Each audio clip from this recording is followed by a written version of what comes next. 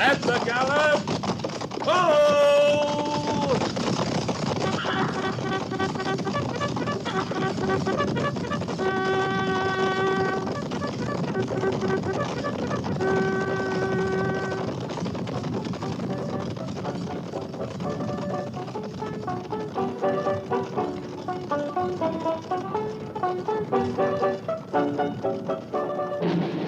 Fort Laramie.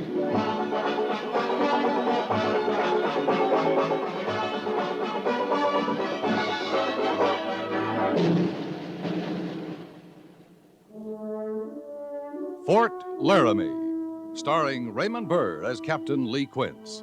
Specially transcribed tales of the dark and tragic ground of the wild frontier. The saga of fighting men who rode the rim of empire. And the dramatic story of Lee Quince, Captain of Cavalry.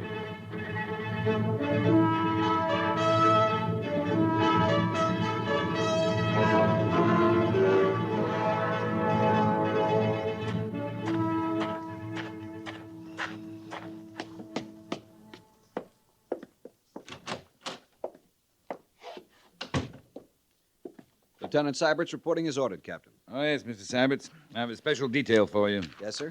We've received a report there's a band of Brule Sioux camped on the North Fork near White Butte. I want you to ride out and see what they're up to. Yes, sir. They're too close to the Bozeman Trail. Better take a scout with you. I suggest Dan Tolliver. I prefer Pete Hazen, sir. Oh? Why? I don't care for Tolliver. He's the best scout on the post. He's a squaw man. You've still got a lot to learn about the West, Mr. Syberts. I suggest you might find old Dan Tolliver a very valuable teacher. Yes, sir.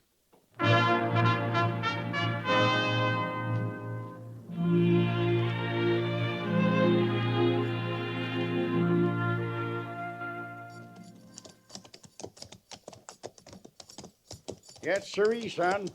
I come out to these parts when I was a lot younger than you. Mighty lot younger. Nothing on my cheeks but peach fuzz. Must have been rugged in those days. Rugged? Why, son, there weren't a town or village twixt St. Joe on the Missouri and Monterey on the Pacific. Man had room to breathe. Now look at it. Immigrants pushing west every year, filling the plains with dust and damnation. I can't say I blame the Indians for being a mite put out about it. I'd expect you to look at it their way. What are you signifying by that, son? Well, I understand you've been closer to the Indians than some of us. Well, so I have, in a manner of speaking. Lived amongst them off and on for many a year. Fine people.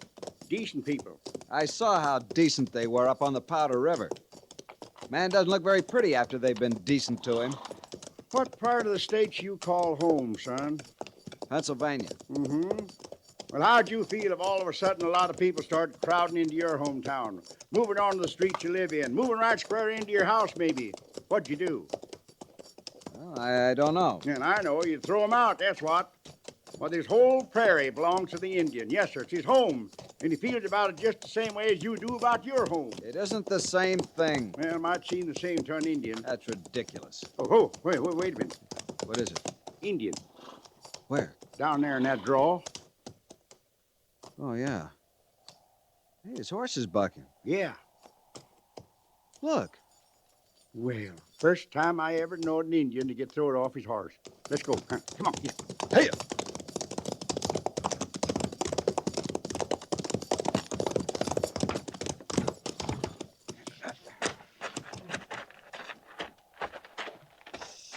Rattlesnake. He's going to strike.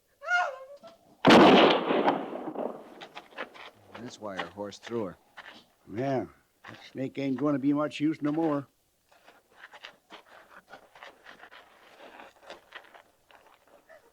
You better get a tourniquet on that leg before the poison starts moving. Well, you could use your revolver, Lanyard. Oh, sure. Tell her not to be afraid. Tell her we'll take care of her. I understand you. Oh, well.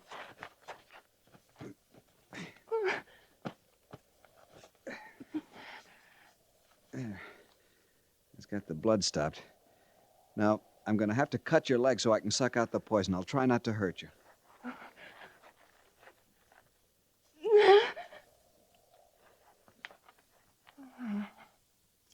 She's fainted.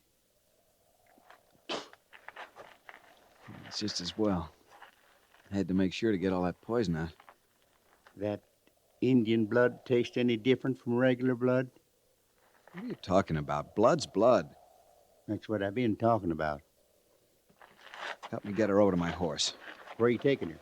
Back to the fort. Well, you think that's smart? We can't leave her out here. She needs a doctor's care. Well, we could try to find her people's camp. And leave her with them to die of blood poisoning? She's only an Indian, son. All right, Tolliver, that's enough. Let's get our horses. It's a long ride back to the fort.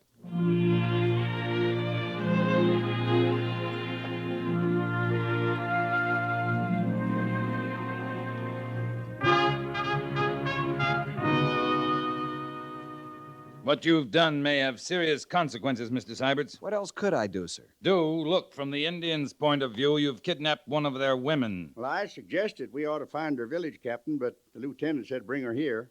We can only hope they didn't see you. And that's doubtful. Her pony bolted, and when it gets back to camp without her, there'll be devil to pay.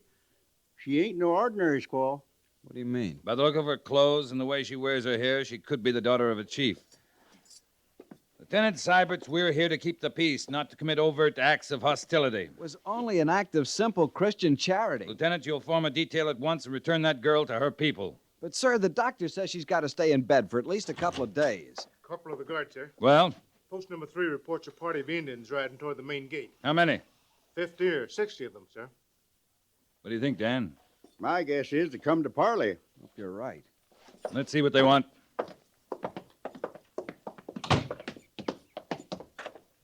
I suppose that's the chief riding in alone. It's Spotted Tail. He's always been friendly. Well, he ain't dressed up friendly today, Captain. Every scalp he ever took dangling in his belt. Shall I fall in the company, Captain? Don't move, Syberts. Greetings, friend. The soldiers of the Great White Father are honored by the visit of the mighty Spotted Tail. The soldiers of a great white father say one thing, do another. Say want peace, steal land, shoot buffalo, call it peace. Now steal Indian woman, steal daughter of Spotted Tail. Your daughter was not stolen, Spotted Tail. She was hurt. This officer brought her here so the doctor could help her. Where is Awapa, my daughter? She is in the hospital. I'll take you to her.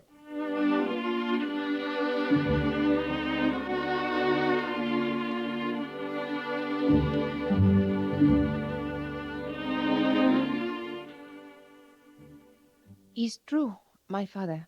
White soldier, help me. Why enemy of Indian save Indian life? We do not want to be your enemy, Spotted Tail. We want peace. I hear this many times before. I'm sorry, Captain, but you'll have to go now. Come, Spotted Tail. Ahuapa must rest. Not leave. Daughter belong to her people.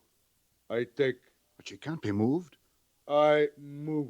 No, my father. I do as white doctor say.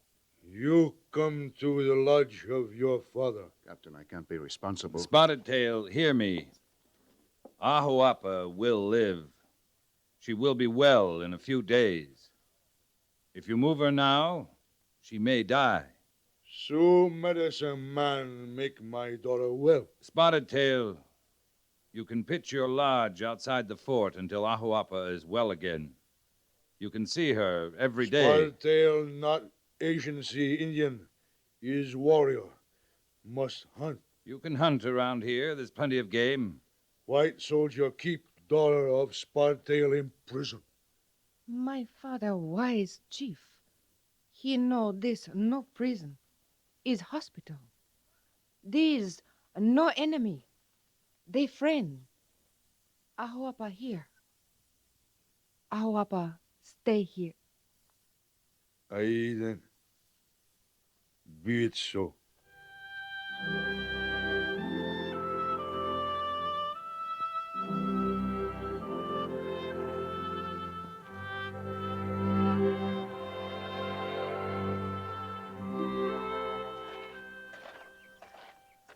Well, Mr. Syberts, your little adventure didn't turn out so badly after all. No, sir. But I don't advocate rescuing Indian maidens in distress as a substitute for military duties. No, sir, only Only what? had the captain been in my place, I feel sure he would have done the same thing. Oh? Yes, sir. Maybe so. She's a spunky little baggage. You, going over to the quarters? As a matter of fact, sir, I thought maybe I'd drop in at the hospital here. I see. Well, good luck, Mr. Syberts. Thank you, sir.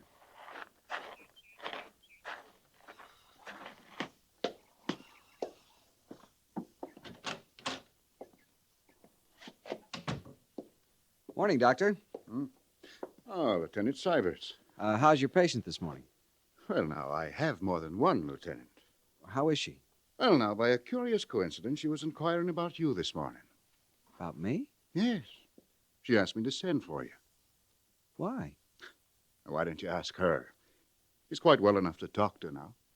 Thanks, Doctor.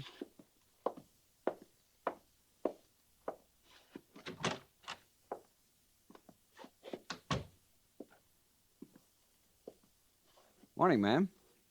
Now is good. You feeling better? Pain all gone. That's fine. Ahoapa all life to Lieutenant. Ahoapa belong, Lieutenant. I beg pardon? How else Ahoapa show thanks? By getting well quickly. Is not enough. It's all the thanks I need. Is strange. What is strange, Ahuapa? White man, Indian, both men. White man think different. That's because we've been taught differently.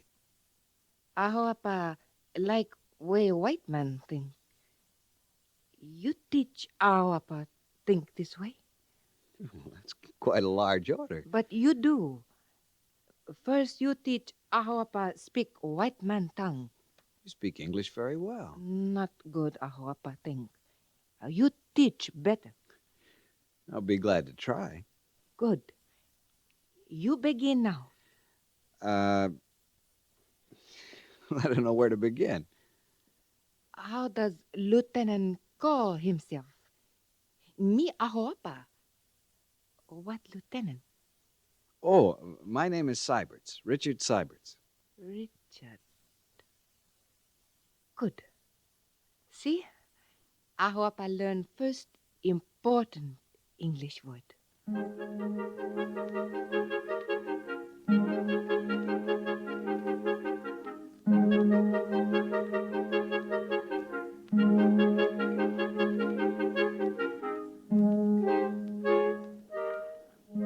Mr. Syberts? Sir?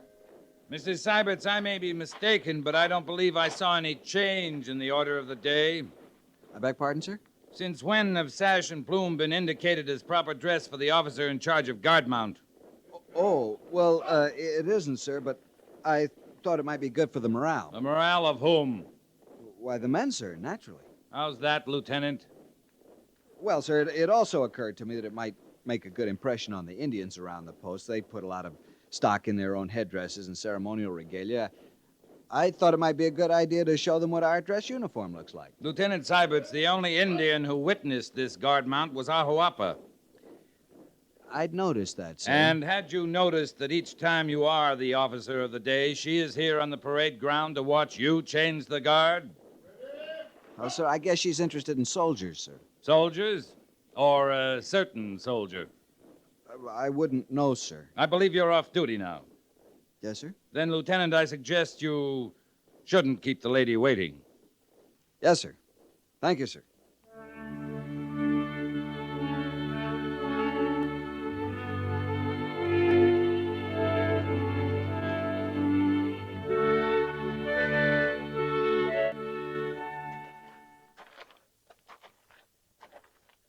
It always makes me a little sad to see such a sunset.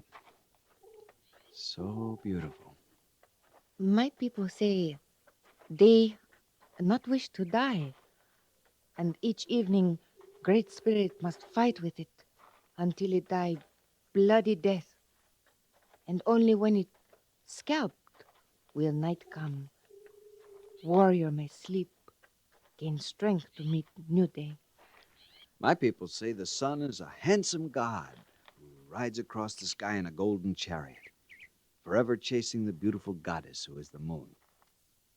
And does he ever catch her? Never. A sad story. He should catch her. He can't. For he belongs to the day and she to the night. But if he did catch her, what would happen? Who knows? So great is their love, perhaps the heavens would burst into blinding flame, consuming everything. Oh, yes. But he would have caught her. Yes, he would have caught her. He gone now, your handsome sun god. Gone over edge of world. Great spirit has killed him. Oh, no. He's not dead. Look over in the east. The moon goddess comes following after him. Richard, Yes?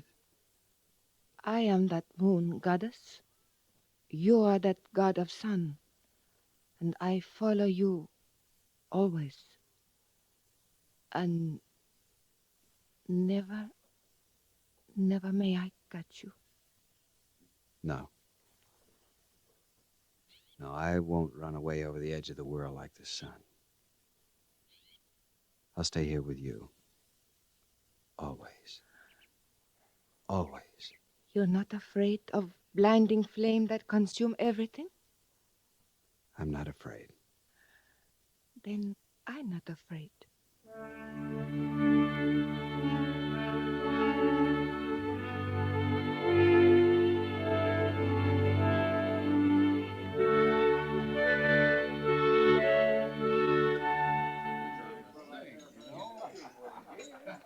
Good evening, Lieutenant Syberts. Hello, Piney. You want a little rye? No, thanks. I'm looking for Captain Quince. Has he been in? No, I haven't seen him all evening. Well. Hello there, son. Hello, Dan. How about you and me having a little drink? No, thanks. Oh, come on now. That ain't very sociable. Seems how you and me got a lot in common. What do you mean? Oh, you know what I mean. If you'll pardon me, Mr. Wait, Tolliver. what's your hurry, son? I'm sorry. Oh, now, wait now. Nothing like a pretty little squaw to change a man's mind about Indians, is there, son? You filthy-minded Oh, now, foul son, mu- now, wait. There's no cause to get your dander up. I was just at... Oh! Eddie! Eddie!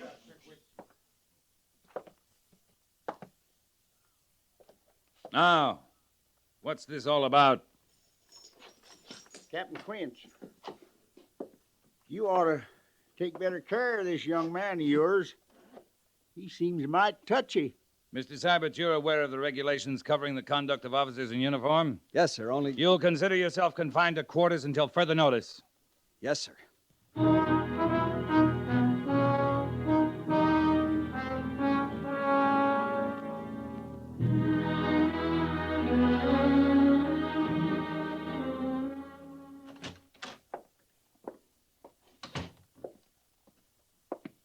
Captain Quince reporting, sir.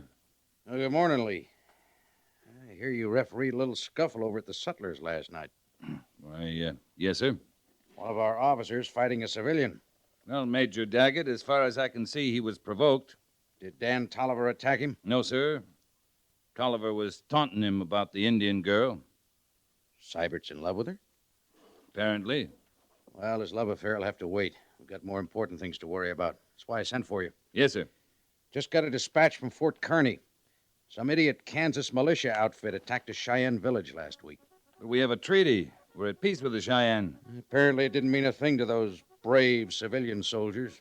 They attacked without warning or provocation, massacred every man, woman, and child in the village. Come in. I beg pardon, sir. Yes, Sergeant. What is it? The Indians are pulled out.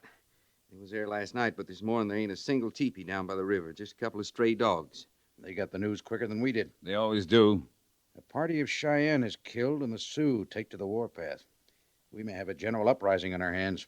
Have your company ready to move out in half an hour, Captain. Yes, sir.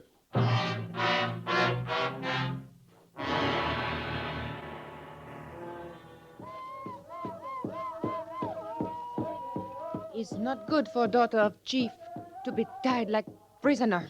It is not good for a daughter of chief to refuse to follow her people to war. We are now many marches from white man. Untie me now. I shall stay with my people. It is good. You will get well in your mind now. The white man medicine make your body well, but your mind sick. You will be well now. There is much good about white man. He killed our people. Not white man at Fort Laramie. It was others. And it was not our people who were killed. It was the Cheyenne. We at peace with white man at Fort Laramie. White man is white man. Indian is Indian. And soon white man will kill us all if we not make peace with him. Then we will die brave in battle, not drunk on reservation. You will. Warrior will. But what of women? What of me? For many moon, dark elk want you for his wife. Marry him and have many babies. I will remain with my people as long as I live. That I promise. But I will never marry Dark Elk or any other Indian.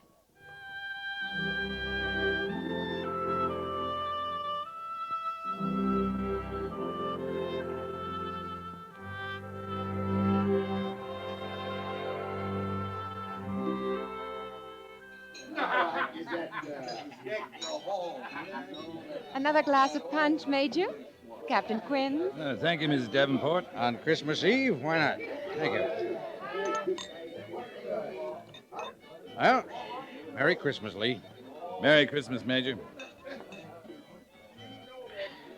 Hey, where's young Syberts? Thought the doctor was letting him out of the hospital at last. He'll be along presently. Major, I've a suggestion to make, if I may. Sure, go ahead, Lee. This has been a bad winter so far. It looks like it's going to be worse. The Indians are, well, they're bound to feel it. Game is scarce. They haven't the advantages of the treaty supplies we were furnishing them before they took the warpath. What's your suggestion, Lee? Call them in for a peace parley as soon as the snows melt, say April 1st. Maybe we can end this useless bloodshed. Maybe, but I don't think they'll come. Why not? After that massacre in Kansas last summer, they won't forget. I can't say as I blame them. Worth a try, isn't it, sir? Certainly, anything's worth a try. Good evening, sir. Evening. Oh, Lieutenant, how's the arm? Doctor says it's going to be all right, sir. Lucky you didn't lose it. You should have seen it, Major. Arrow cracked the bone, pinned his arm against his side. It's a miracle he's alive. I know. Those were Spotted Tail's warriors, Lieutenant? Yes, sir. Any idea who got you? Yes, sir. A warrior named Dark Elk. He was after my scalp. I shot him. That change your opinion of Indians, Lieutenant? No, sir. They're a fine race of people, sir.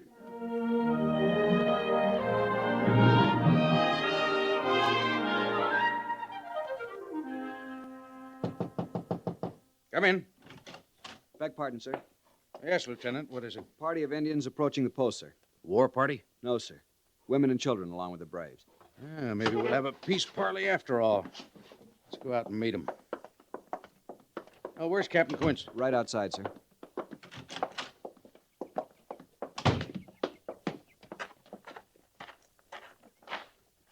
Major, it's Spotted Tail. I see it is.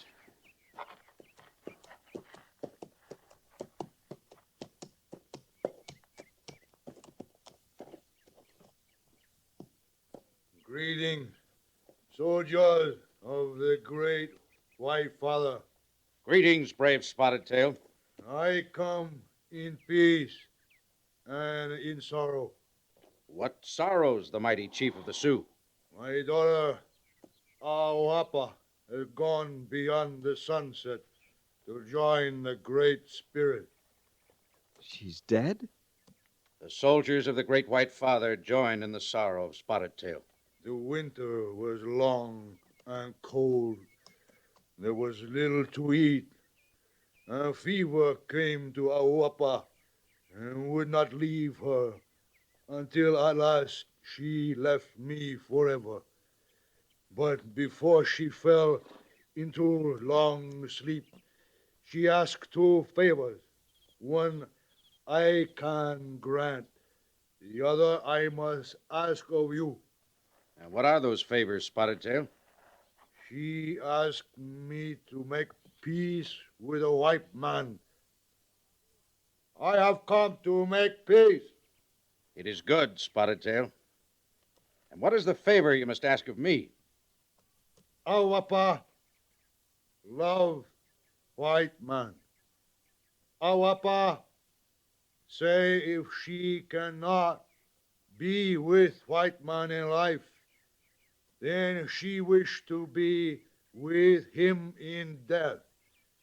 Awapa ask to be buried at Fort Laramie. It shall be done. Captain Quince, Yes, sir? would you be good enough to assign a funeral detail? Full military honors. Yes, sir.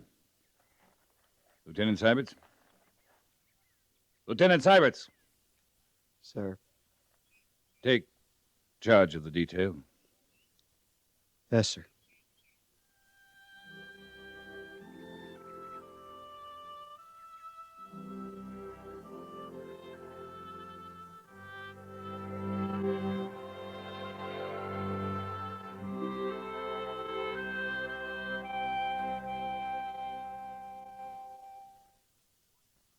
Fort Laramie is produced and directed by Norman MacDonald and stars Raymond Burr as Lee Quince, Captain of Cavalry, with Vic Perrin as Sergeant Gorse.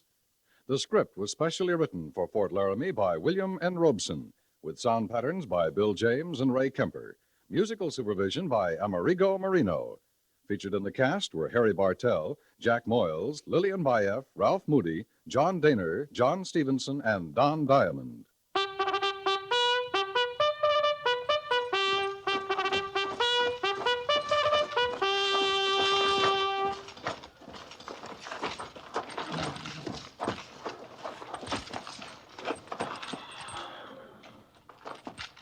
Company, tension! Dismiss.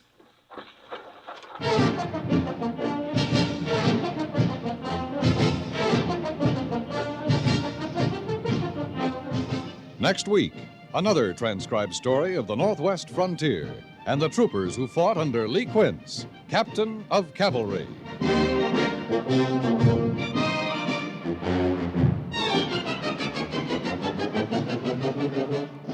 Each Monday through Friday evening, CBS Radio rings you in on the fabulous adventures of insurance investigator Johnny Dollar.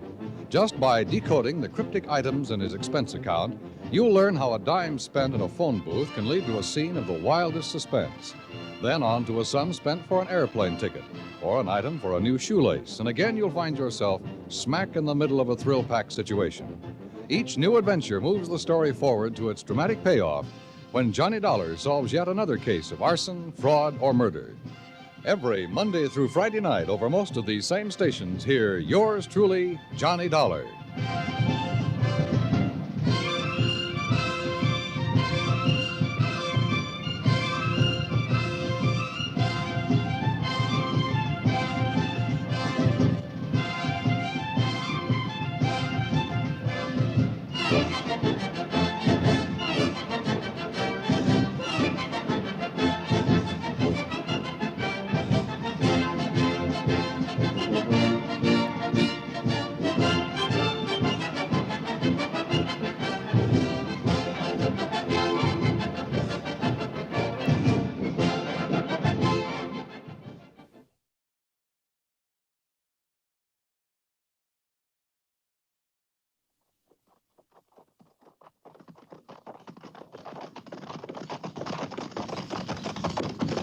At the gallop!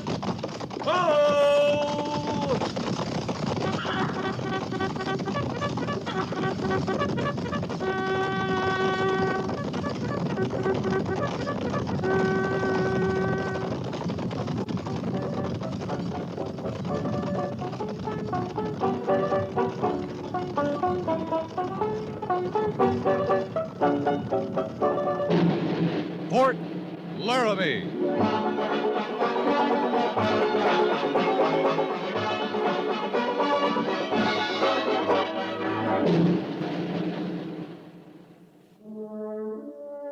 Fort Laramie, starring Raymond Burr as Kaptan Lee Quince. Specially transcribed tales of the dark and tragic ground of the wild frontier, the saga of fighting men who rode the rim of empire, and the dramatic story of Lee Quince, Captain of Cavalry.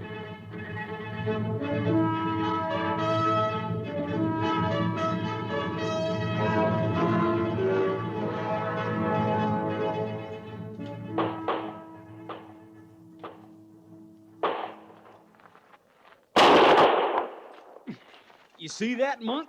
I blew the top of his head clean off. Beginning where? Right at the eyebrows. Sliced him just as clean. You figure that killed him then, huh? Oh, sure, he's dead. Well, I declare that makes a fair morning shooting, Harrison. Let me see now. You killed Crazy Horse, Blackleg, and American Horse just since I've been watching. You ain't forgetting Roman Nose. You shoot him, too? Oh, yeah, the last one, he was Roman Nose. Well, now, ain't that peculiar? I'd have swore he was killed at the Rickery a year or two back. No, I just now killed him. Hey, you think maybe they'll give me a stripe for that, Monk? Oh, I don't know, boy. Seeing he's been dead that long, they might not figure it's worth no stripe. Yeah. You ain't practicing much, Monk. Oh, well, didn't you know? I was killed a while back whilst I took the time to reload my Springfield. Now, get me another. Who'd you get, boy? I missed the target. I guess I've been lying on my belly too long. Oh. It happens, don't it, Monk? What happened? Men get themselves killed on account of having to stop and reload after every single shot. Sure it happened. My daddy used a Springfield just like this one in the war between the states. Your daddy used one in the Civil War, boy. Now, don't you start that up again. We both used them, Yankees and rebels alike. Now, if you're saying it's time we had a better firearm against the Indians, you're just right, Harrison. You are just right. You tried them Spencers, Monk? Sure. We had them in the war. They load right behind the bore. Their shape's all right. Shorter, you know. Make better carrying for a trooper, but they ain't the answer. I'd sure admire to try one. Captain Quince, him and them other officers, they got the answer, boy. Henry rifles. Yeah, them repeaters. You ever ask yourself any questions, boy, there'd be a good one for you. How's that? How come the only ones that's got them new Henry rifles is some of the officers and most of the Indians? I don't ask myself questions like that, Monk. Make mighty interesting answers, questions like them. Monk, you better hold your tongue. We ain't exactly alone. Boy, you ain't never alone in the Army. Don't stop talking in my account, man. I'm very interested in what you're saying. Must be, seeing you was writing most of it down. Oh, just making a few notes. Go on about the rifles. What's he talking about, you suppose? You got some business here, mister? I have papers from Major Daggett giving me permission to move freely about the post. Well, now, ain't that nice of the Major, sending us a moving target to practice on? You some kind of spy coming around here in mufti? Sneaking around the rifle butts, writing down everything we say? I'm a correspondent for the New York Star. That's a newspaper. You want to buy a paper, Harrison? Who'd I get to read it to me? All right, man. Maybe you can point out Captain Quince to me, then. You're facing that way, Harrison. You point him out. He was up there at the head of the line. Now, I ain't saying he's there now. I think I can find him. He would be the one carrying the Henry rifle, wouldn't he? Harrison, I think I'm going to pass that suggestion on to the Major. I think we'd do a sight better shooting at a living target, especially if he carried a notebook with him.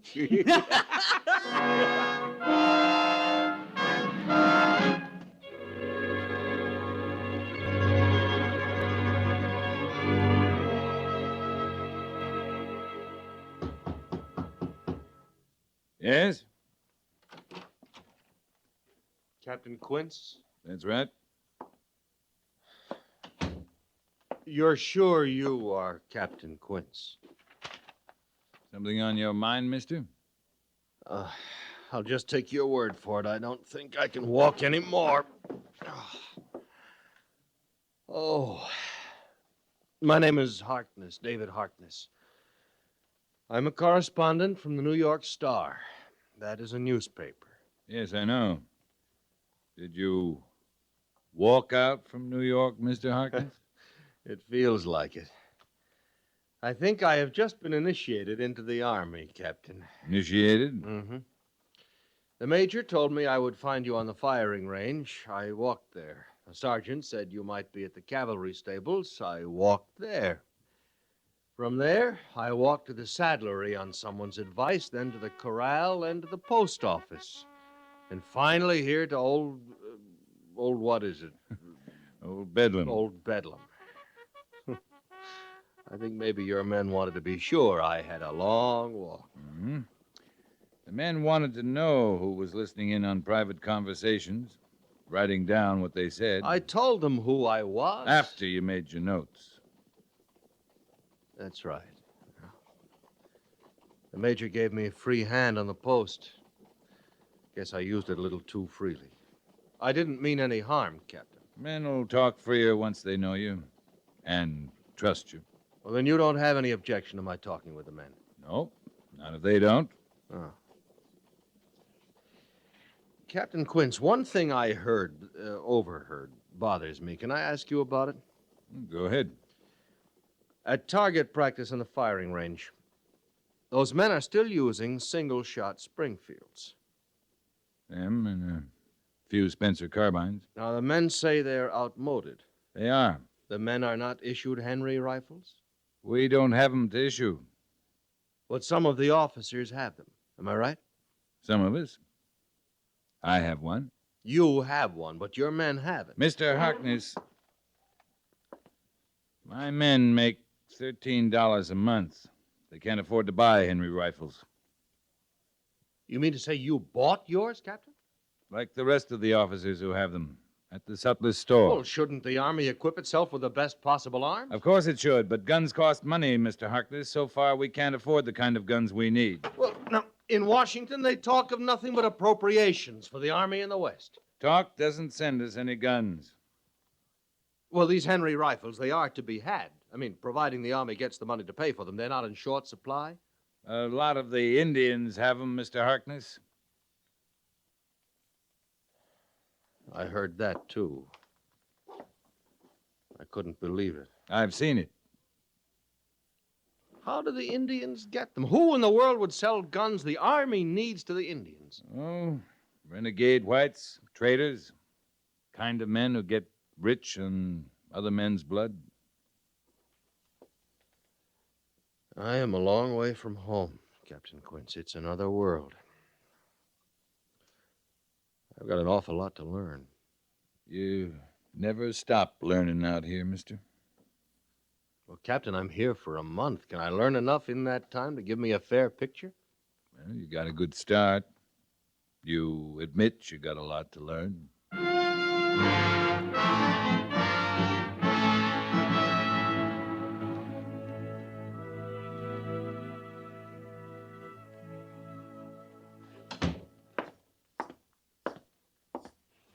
You sent for me, sir? Sit down, Captain. Yeah. Read this. Mm-hmm. Well? I'm just assuming that the anonymous captain in Mr. Harkness' story is you. I talked to him, if that's what you mean. I'd say you did quite a good job of talking, Captain. The men have outmoded equipment. The officers buy their own repeating rifles. The Indians have little trouble coming by Henry rifles. Do you want that printed in a large New York newspaper? Do you? I emphatically do not. It's the truth. Of course it's the truth. That's not my point. I'd like to know your point. Ali, I don't want our tempers involved in this. I'm questioning your judgment, and I want some answers. That's good. So do I. You sent this Harkness looking for me, right? Yes, I sent him. You knew he was a correspondent for a newspaper. You gave him the run of the post. That means he can ask questions and get answers, right? Well, yes, that's right. He asked me some questions. I answered him. I see you did. It's an Army secret that we're short of equipment? I've sent the same information on to Washington for months now. You know that, Captain. I've requested, I've pleaded, I've begged. And nothing's happened. They're a long way from the problem, Lee. The need diminishes with the miles between. This kind of newspaper article can stir up public opinion. Just wonder if it's wise. If plain facts stirs them into action, I don't see it's unwise. The Army moves its own way. I know you don't always agree with it, Captain, but if this article causes trouble, it's my trouble, not yours. Then I'd say you'd better make up your mind, Major. How's that? Harkness, if he's got your leave to be here and take a square look at things, ask questions, get answers, you're going to get articles like that one. If you don't want them, why, kick him off the post. Mm-hmm. Did Mr. Harkness tell you how the people in the East feel about the Indians? We talked about guns. As I understand him, we're the villains, Captain, the Army. And the red men are all peace-loving hunters who never kill or plunder or raid. Is that all, Major? No, that's not all, Captain. The settlers along Fish Canyon have reported a rash of small raids. Take a patrol out tomorrow morning. Bring me a full report. Right. I want you to take Mr. Harkness along, Captain. It's not my job to mind what he sees, who he talks to, what words he sets down. I want him to see all he can see and write all he can write, so long as it's true. You'll tell him that? I'll tell him. Any questions, Captain? No, sir. Then move out.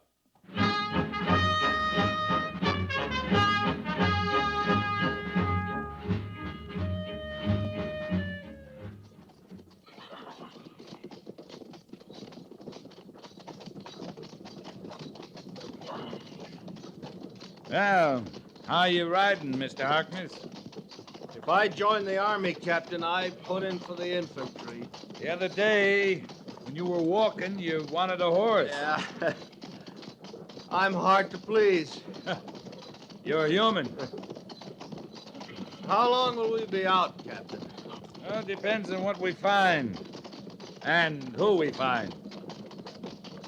The Major said we were going to talk to some settlers. About Indian raids. And we might find Indians, too. Yeah? Or they might find us. I guess you never know, do you? You never know. Captain, will you let me know when we're in Indian country? You're in it. Oh? Oh. Well, the settlers, I should think they'd want to live near a Fort Laramie for protection. We'll be coming on to some settlers soon. Ask them.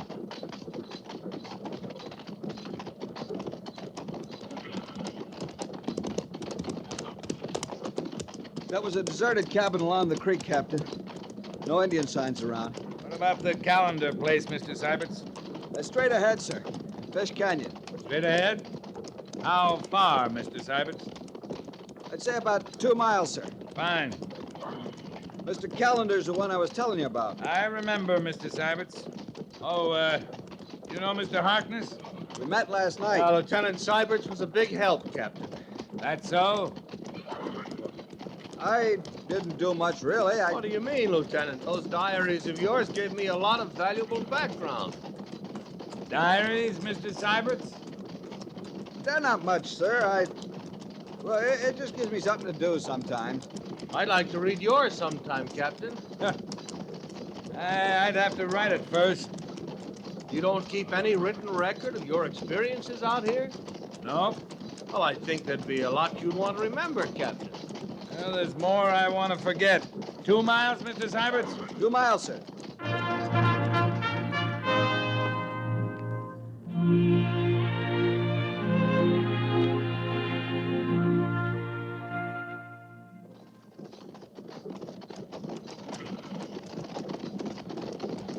Patrol! Halt!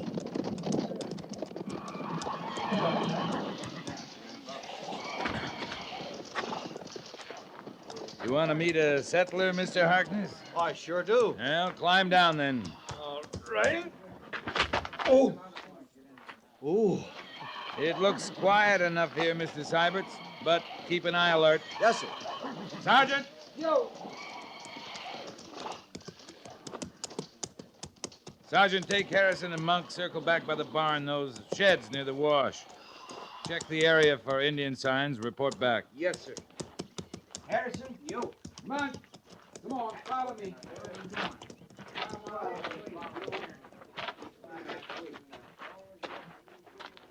This would be Mr. Callender's place. That's right. Can't blame him for choosing this spot. Beautiful country.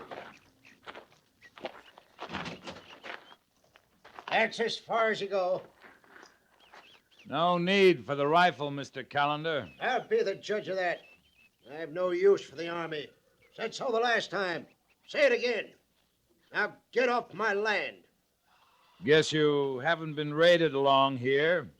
Report said you had. That's always your excuse, ain't it? Come snooping around a man's property, claiming to look for Indians. Seen any Indians, Mr. Callender? Seen nothing. Now, you don't frighten me, riding up in numbers. I got my rights and you're trespassing. You don't have any trouble with the Indians? Don't have no trouble with anyone, save the Army. That one out there, young one, sitting his horse so proud. Lieutenant Syberts? Their name's no matter. Caught him here a week or so back, fired on him for snooping, sneaking up on a man's own land. Told him not to come back. I know that.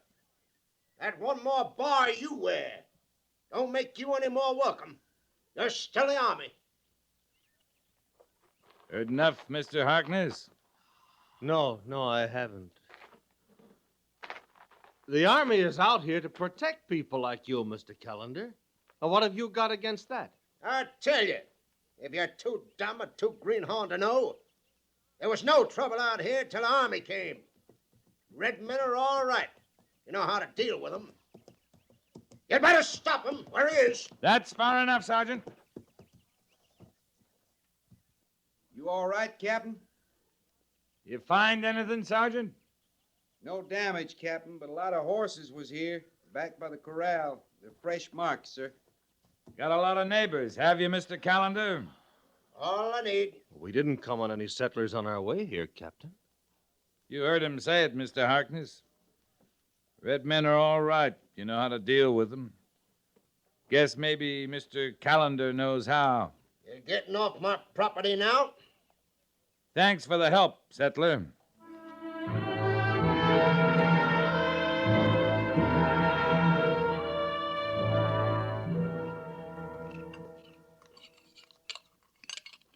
You better eat something, Mr. Harkness. Oh, Captain, I can't. There's too much that just doesn't set well in my stomach. Yeah, coffee then. It goes down when nothing else will. Thank you. Where are we camped? Still in Fish Canyon? North end of it.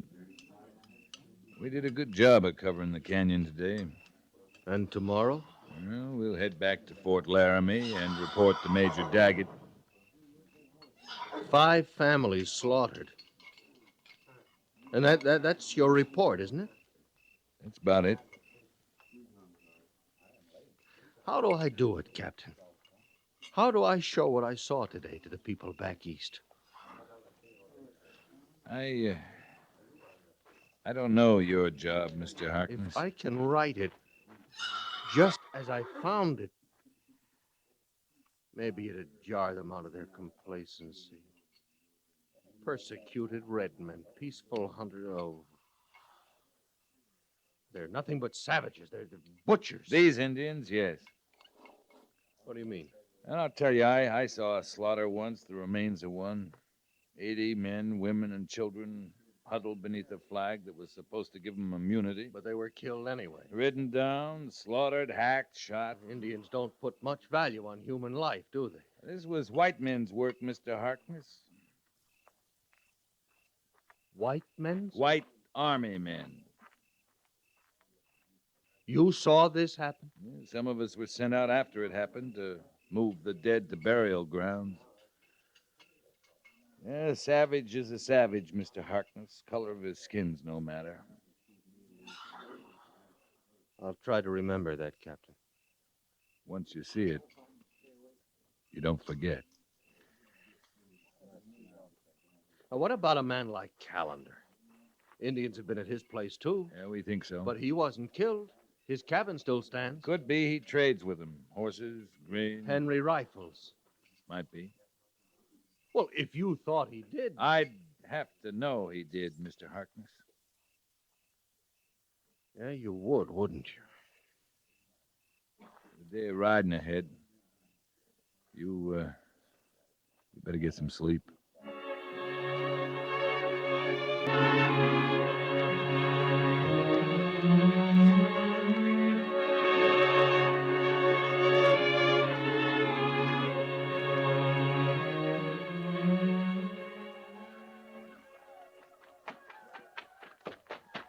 Captain Quince, Indians, help on the bluff. Mount, make for the rocks. Sergeant, pass the word. Yes, sir. Mount and make for the rocks. Mr. Syberts! Here, Captain. Harkness in your tent? No, sir. You better mount, sir. Harkness! Mount and make for the rocks! You see him, Mr. Syberts? No, sir, but he's armed, Captain. Yeah, he'd better be. Now, let's go.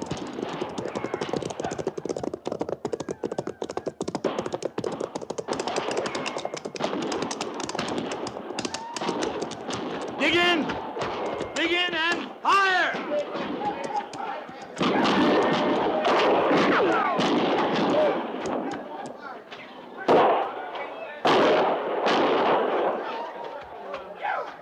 Give him a steady load of it. They're firing the camp, sir. They can have the camp.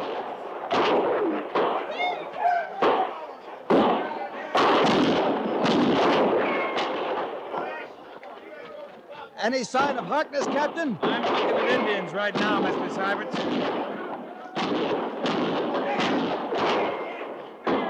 Hold your fire, men. They're out of range. Hold your fire!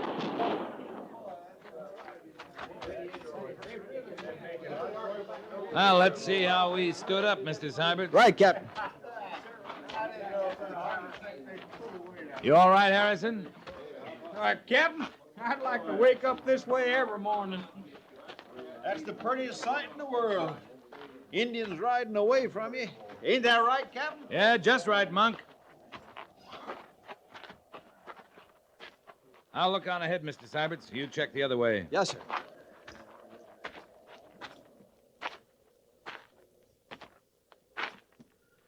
Captain, over here. What's the matter? You ain't never seen a little blood before, mister? Captain, this man is hurt. They get your gores? Nick, that's all. Little nick in the shoulder. Like we had 1,000 times, Captain. Yeah, let's have a look. Oh, Mm-hmm. he's lost a lot of blood. He's gonna make somebody a wonderful mother, Captain. I think you'll live, Gores. I don't know. This sure ought to get me a couple of days in the hospital, don't you think? A couple of days of sleeping, spoon feeding, maybe. You gonna live till you get to the hospital? I can see I better save my real suffering for the medical officer.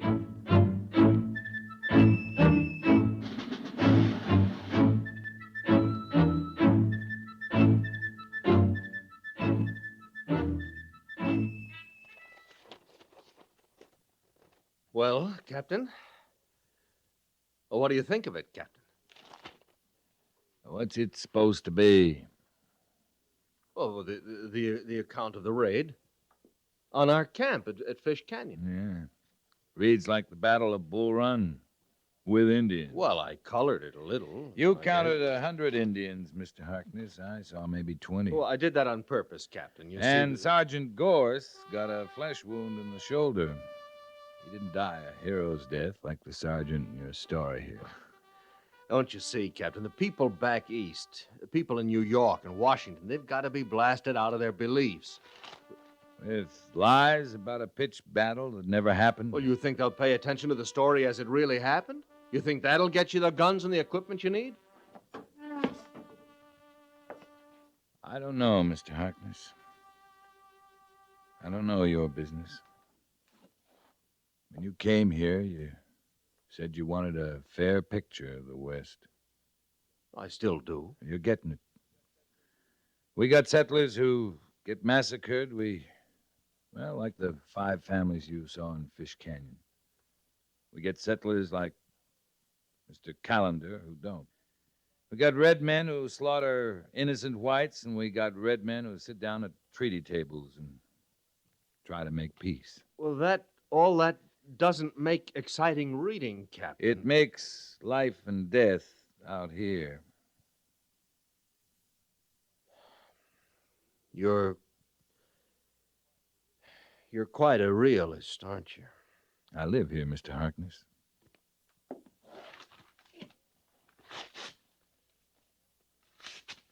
The Army is always right? Army's not always anything. Not always right. Not always wrong.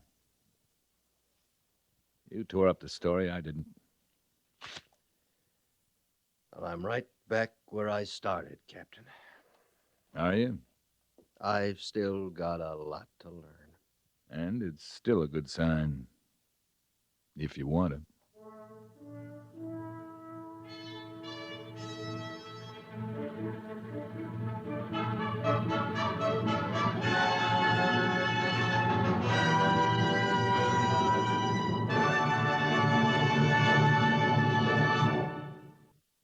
Fort Laramie is produced and directed by Norman MacDonald and stars Raymond Burr as Lee Quince, Captain of Cavalry, with Vic Perrin as Sergeant Gorse. The script was specially written for Fort Laramie by Kathleen Height, with sound patterns by Bill James and Ray Kemper, musical supervision by Amerigo Marino. Featured in the cast were Lawrence Dobkin, Harry Bartell, Jack Moyles, Sam Edwards, Parley Bear, and Lou Krugman.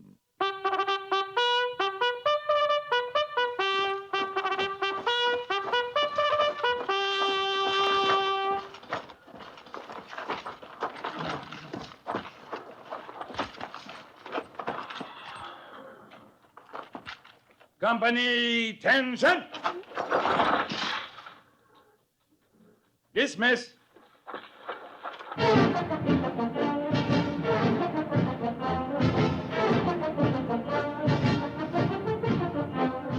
Next week, another transcribed story of the Northwest frontier and the troopers who fought under Lee Quince, Captain of Cavalry.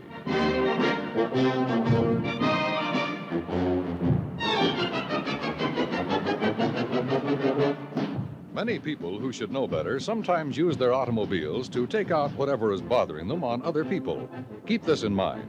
Driving too fast or trying to beat traffic lights doesn't prove you're better than the other guy. You can prove your superiority by setting a new safety record. Not only that, but you'll be around to enjoy it.